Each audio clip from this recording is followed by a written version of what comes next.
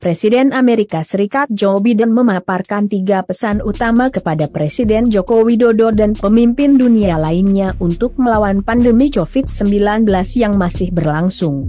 Menteri Kesehatan Budi Gunadi Sadikin mengatakan ketiga pesan itu diutarakan Biden dalam Global COVID-19 Summit yang digelar secara virtual di sela-sela Majelis Umum Perserikatan Bangsa-Bangsa (PBB) ke-76 pekan ini. Presiden AS menyampaikan 3 hal yang harus dilakukan pemimpin dunia sekarang, segera, saat ini juga. Pertama, kita harus berkomitmen bersama-sama, seluruh pimpinan dunia, untuk segera vaksinasi umat manusia secepat-cepatnya, kata Budi dalam jumpa pers virtual melalui YouTube Sekretariat Presiden pada Rabu, 23/9. Budi menuturkan hal kedua yang diutarakan Biden dalam pertemuan itu adalah mengajak mempersiapkan seluruh alat kesehatan, obat-obatan, dan hal lainnya dibutuhkan dalam menghadapi pandemi ini mulai dari kebutuhan oksigen, sarana testing hingga tracing, hingga vaksinasi dan obat-obatan. Hal ketiga, kata Budi, Biden mengatakan pemimpin dunia harus membangun arsitektur ketahanan kesehatan global.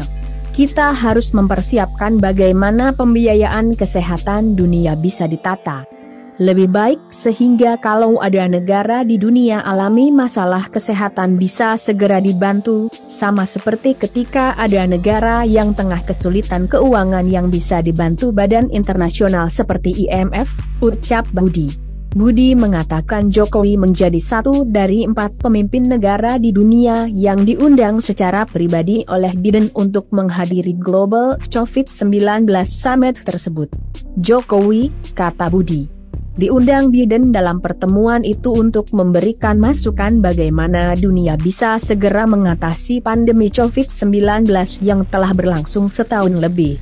Sudah ada 4,5 juta orang di dunia yang wafat karena COVID-19, kata Budi. Dalam kesempatan itu, Jokowi turut memaparkan ambisi Indonesia untuk menjadi salah satu pusat manufaktur vaksin COVID-19 global berbasis MENA.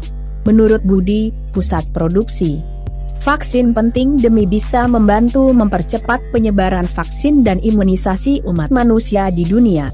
Dalam pertemuan itu, Budi mengatakan Jokowi juga turut mendukung upaya penguatan arsitektur ketahanan kesehatan global yang diusulkan Biden tersebut. Menurut Jokowi, pandemi COVID-19 memperlihatkan bahwa sistem ketahanan kesehatan tidak bisa berdiri sendiri. Sebab, nyatanya, sistem kesehatan di satu negara turut mempengaruhi sistem kesehatan di negara lainnya. Jokowi juga menekankan perlu segera dibangun sumber daya kesehatan yang bisa diakses oleh seluruh negara baik negara kecil maupun besar bila menghadapi krisis kesehatan.